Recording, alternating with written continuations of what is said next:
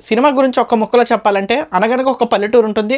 ఆ పల్లెటూరులో కొంతమంది జనాలు ఉంటారు. సినిమా అంటే వాళ్ళకే ఆ థియేటర్స్‌లో వచ్చే 'ఎన్టీఆర్' సినిమా, 'ఏఎన్ఆర్' సినిమా లేదంటే 'కృష్ణ' గారి సినిమా ఇలాంటి సినిమాలు మాత్రమే వాళ్ళకి తెలిసిన సినిమా. అయితే అలాంటి ఒక పల్లెటూరులోకి సడెన్‌గా ఒకరోజు ఒకళ్ళు ఒక టీవీ తీసుకొస్తారు. అప్పటి వరకు తెరల మీద మాత్రమే చూసిన సినిమాలన్నీ ఆ సినిమా ప్రపంచం అంతా కూడా వాళ్ళ కళ్ళ ముందే ఒక చిన్న పెట్టెలో ఉండేసరికి జనాలందరూ చాలా ఆశ్చర్యంగా ఉంటారు.